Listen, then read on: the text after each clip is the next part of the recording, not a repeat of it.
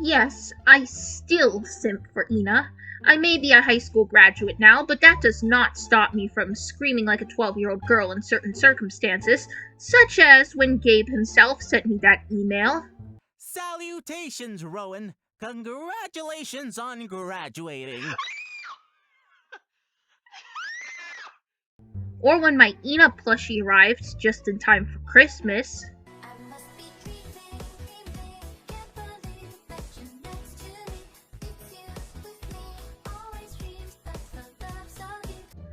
Or when I posted a picture of said plushie and Joel G liked it.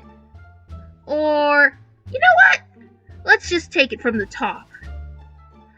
A lot has happened since the last video. For example, I told Joel G that I want to marry Ina several times. He eventually called me out for it, but I apologized for my misbehavior and he forgave me, so stop canceling me over this, will ya, Twitter? I still have made Ina as my profile picture on Discord, albeit fan art now, but said fan art was made by Hatkek, who I mentioned in the first part, and speaking of Hatkek, he is now one of my best friends. We even did a collab. He drew and I colored, and yes, that's self-ship art.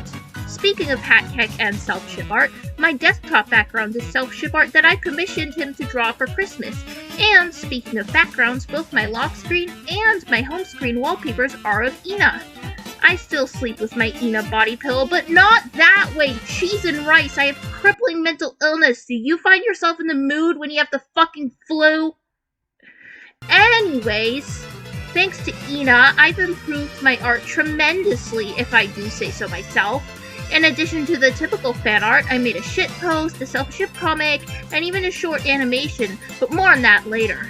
My aforementioned Ina plushie has become my go-to comfort object. If I leave the house without her, even intentionally, I keep getting that nagging feeling that I forgot something. Since I first watched Ina on Ina Day 2021, I got to properly celebrate for the first time this year. Ina Day is now my favorite holiday.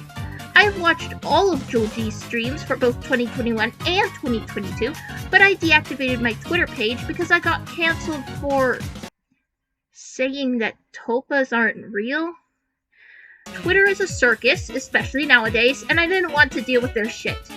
I briefly made a new Twitter account to show Joel G an animation that I made for his birthday, and even gave it a like, but I quickly deactivated because I got cancelled again the very next day for saying NSFW stuff in Joel's Twitch chat in September of 2021. Again, I already apologized to him. Despite me deactivating my Twitter account almost a year ago, I still get lots of fan art of my Ina soda, including one from Hatkek himself. I didn't even commission this one, he just dropped it in my DMs one day, and that's how I got my current profile picture here on YouTube. Thanks again, Hatkek. Oh, and also, he drew this for me, but this one was a commission. Go commission him. Anyways, it made me really sad that I couldn't talk to Ina outside of my daydreams, so I briefly tried roleplay. I actually really enjoyed it. It was super self-indulgent, and the other person didn't even mind.